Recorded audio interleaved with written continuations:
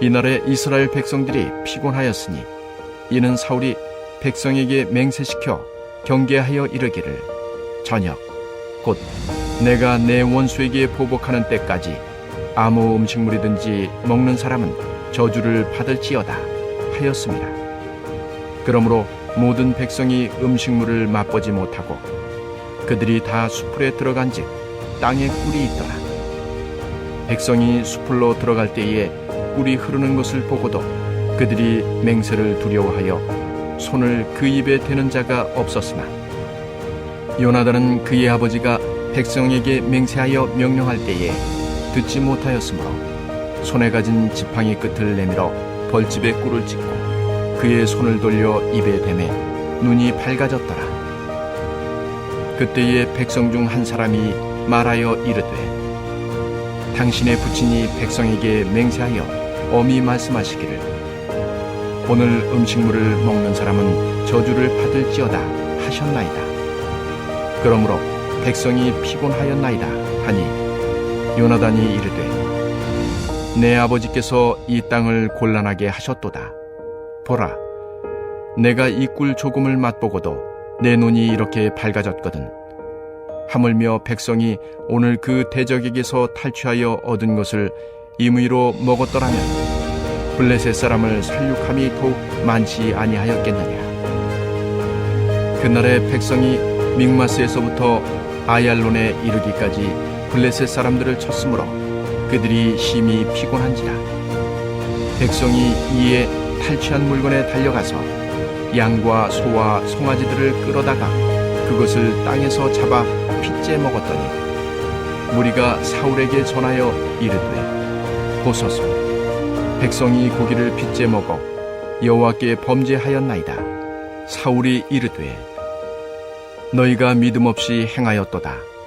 이제 큰 돌을 내게로 굴려오라 하고 또 사울이 이르되 너희는 백성 중에 흩어져 다니며 그들에게 이르기를 사람은 각기 소와 양을 이리로 끌어다가 여기서 잡아먹되 핏째로 먹어 여호와께 범죄하지 말라 하라 하매 그 밤에 모든 백성이 각각 자기의 소를 끌어다가 거기서 잡으니라. 사울이 여호와를 위하여 제단을 쌓았으니 이는 그가 여호와를 위하여 처음 쌓은 제단이었더라. 할렐루야! 오늘 이 자리에 나아온 우리가 말씀을 듣고 하나님과 동행하며 살아가길 소망합니다. 우리는 겉모습으로 그 사람의 많은 것을 판단할 수 있습니다. 얼굴과 몸을 보며 그 사람이 연예인과 같은 외모를 가졌는지 아닌지, 표정을 보며 그 사람의 기분이 어떤지, 안색을 보며 그 사람이 건강한지 아닌지를 판단할 수 있습니다. 그런데 겉모습으로 판단할 수 없는 게 있습니다. 그것은 우리의 마음의 중심입니다. 이를 달리 말하면 사람들은 내 마음의 중심에 하나님이 계시는지 아니면 다른 것이 있는지 알 수 없는 것입니다. 우리는 오늘날의 교회와 세상이 하나님이 마음의 중심에 있는 척하고 있는 사람들로 인해 죄로 물들어가고 병들어가고 있는 것을 뉴스와 현실 속에서 쉽게 마주할 수 있습니다. 이처럼 마음의 중심에 하나님이 없고 나만 있을 때 하나님과 상관없는 종교 행위에 집착하기만 할 때 나를 비롯한 주변의 사람들과 상황이 병들어가는 것입니다. 오늘 본문은 마음의 중심에 하나님이 없는 한 사람으로 인해 많은 사람이 공경에 처한 상황을 담고 있습니다.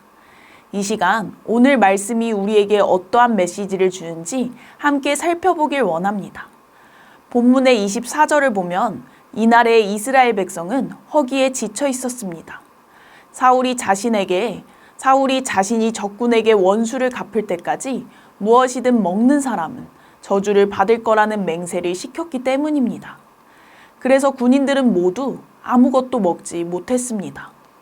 사울은 왜 배고파서 지친 군인들에게 먹지 않겠다는 맹세를 시킨 것일까요?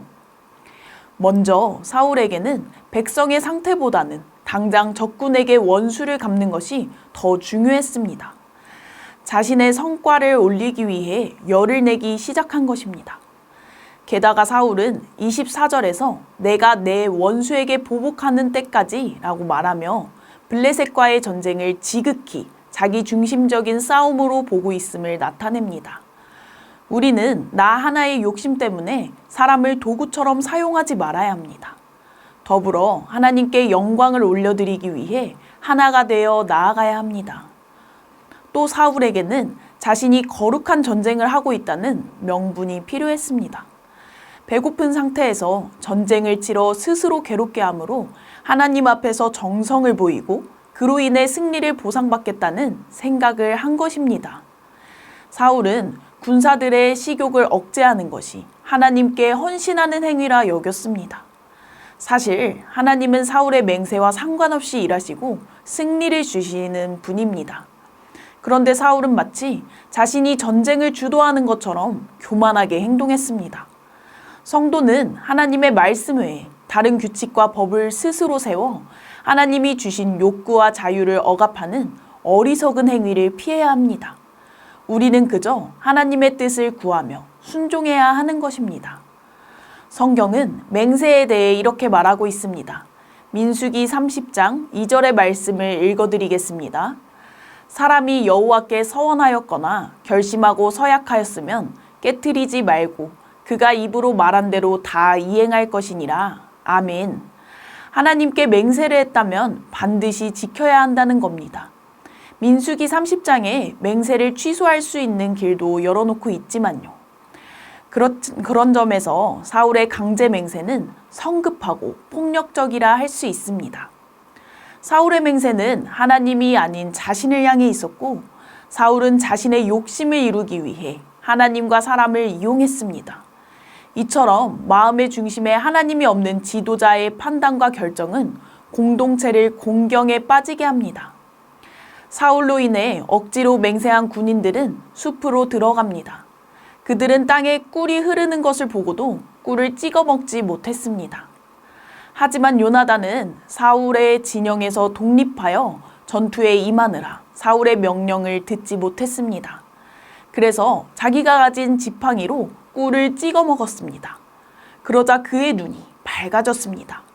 표준 세번역에는 이를 눈이 번쩍 뜨이고 생기가 넘쳤다라고 기록하고 있습니다. 꿀의 당분을 섭취해서 원기를 회복한 겁니다. 그때 백성 중 한 사람이 사울이 금식을 맹세시켰다는 것과 그래서 군인들이 이렇게 지쳐 있다는 것을 알려줍니다. 그런데 이를 알려준 사람의 마지막 말에 그러므로 백성이 피곤하였나이다 라는 말을 주목하여 들으면 군사들이 사울이 시키니 금식을 하곤 있지만 사울의 명령에 의문을 품고 있었다는 것을 느낄 수 있습니다. 말을 전해 들은 요나단은 자신의 행동을 뉘우치는 게 아니라 오히려 내 아버지께서 이 땅을 곤란하게 하셨도다 라며 탄식합니다. 그러면서 자신이 꿀을 조금 맛보고도 눈이 밝아졌는데 오늘 군인들이 탈취하여 얻은 것을 먹었다면 블레셋 사람들을 더 많이 죽이지 않았겠냐 물었습니다. 요나단의 이러한 말은 왕의 결정에 반기를 드는 위험한 발언이었습니다. 또 자칫 요나단이 사울을 이스라엘을 어렵게 만드는 사람으로 말하는 거라 여겨질 수 있습니다. 사실 요나단은 전 본문에서 사울에게 알리지 않고 블레셋을 공격하러 갔었습니다. 요나단은 왕자로서 그리고 아들로서 사울의 권위를 세워주고 명령에 순종해야 했지만 그는 사울을 백성의 지도자로서 그리고 아버지로서 존경하지 않았던 것 같습니다.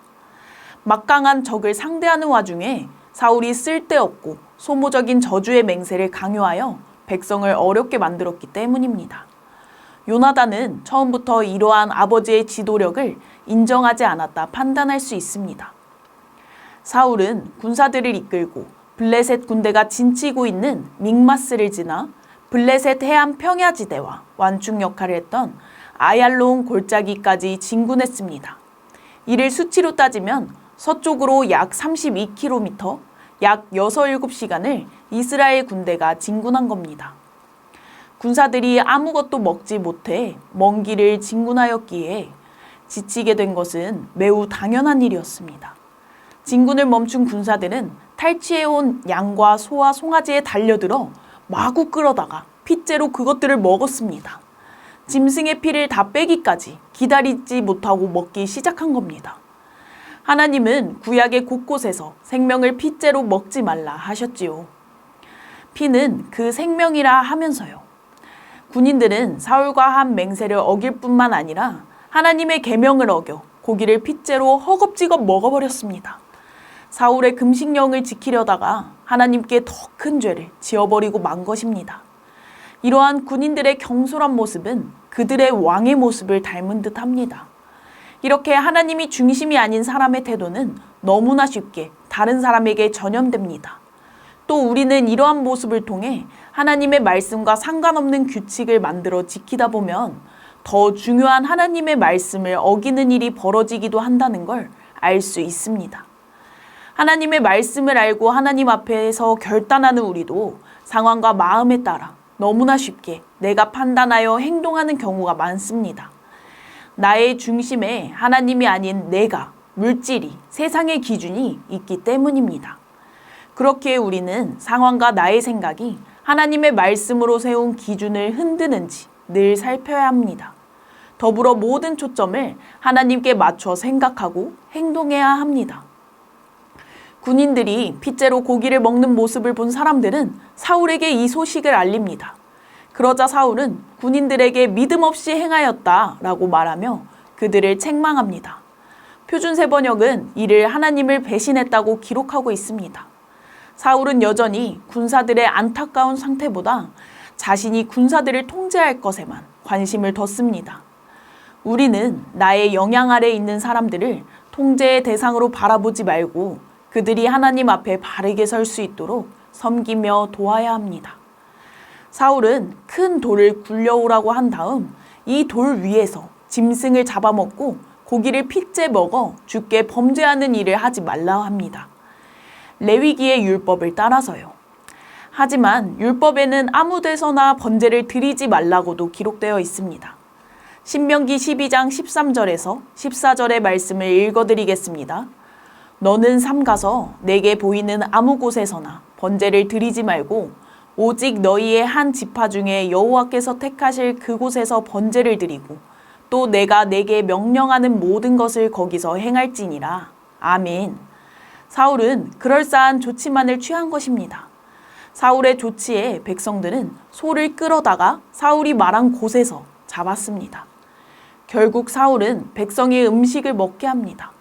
자신이 음식을 먹지 못하게 맹세하게 해놓고 백성이 범죄하자 상황에 맞춰 명령을 바꾼 그의 모습은 우스워 보입니다. 또 그가 상황에 따라 임기응변식으로 대처했다는 게 너무나 잘 보입니다. 이로써 사울은 여호와께 첫 제단을 쌓았습니다. 하나님을 위해서가 아닌 자신이 거룩한 전쟁을 마무리한다는 의식을 하기 위해서요. 사울은 겉으로는 하나님을 위한 전쟁이라고, 하나님을 위한 명령이라고, 하나님을 위한 일이라고 둘러댔지만 그의 마음의 중심에는 자신의 성과를 위한 마음, 자신의 권위를 위한 마음, 자신을 높이기 위한 마음이 있었습니다. 그 결과 허기진 군사들이 금식을 맹세하게 하고 고기를 핏째 먹는 죄를 저지르게 합니다. 그리고 하나님께 제단을 쌓음으로 그럴싸한 조치만을 취했습니다. 결국 마음의 중심에 하나님이 없었던 사울은 명분을 쌓으려다 군사들이 하나님께 죄를 짓게 만들고 겉모습뿐인 종교적 행위를 하게 했습니다. 우리에게도 사울과 같은 모습이 없을까요? 우리도 마음의 중심에 하나님이 계시지 않은 채 사울처럼 하나님을 위해 교회에 온다고, 하나님을 위해 예배드리고 봉사한다고, 하나님을 위해 말하는 거라고 하면서 사실은 나를 위해 이 모든 것을 할 때가 있습니다. 이러한 상태가 반복되고 방치되다 보면 금세 우리의 영혼은 죄로 물들고 병들어 버리고 맙니다. 뿐만 아니라 나로 인해 나의 가족이, 내가 속한 교회와 지역이 죄로 물들어가게 됩니다. 사울의 모습이 우리 안에 있진 않은지 늘 하나님께 자신을 비추며 살피기를 원합니다. 혹 사울과 같은 모습이 있다면 철저히 하나님께 고백하며 회개하고 무엇을 하든지 진정으로 하나님을 위해 하는 우리가 되길 원합니다. 마음의 중심에 하나님이 있는 삶을 살기 위해선 계속해서 겸손하게 하나님 앞에서 나 자신을 내려놓고 하나님의 말씀을 가까이 하며 기도해야 합니다. 그렇게 해야 마음의 중심에 있는 나를 몰아내고 하나님을 모실 수 있는 것입니다. 바라옵기는 하나님이 마음의 중심에 있는 삶을 사는 우리 모두가 되길 간절히 소망합니다. 함께 기도하겠습니다. 첫째로 마음의 중심에 하나님이 없는 사울과 같은 모습이 내 안에 있지 않은지 늘 하나님께 자신을 비추며 살피도록, 사울과 같은 모습이 있다면 철저히 하나님께 회개하고 진정으로 마음의 중심에 하나님이 있는 삶을 살게 해달라고 기도합시다. 두 번째로는 하나님께서 중등부와 고등부의 비전 트립팀을 인도하시고 보호해 주셔서 안전하게 잘 다녀올 수 있도록, 더불어 선교지에서 복음을 전하며 한 영혼을 향한 하나님의 마음을 느끼도록, 또 2월 말에 있는 유년부와 초등부의 성경학교도 하나님의 인도하심으로 진행되게 해달라고 이 시간 간절히 기도하겠습니다.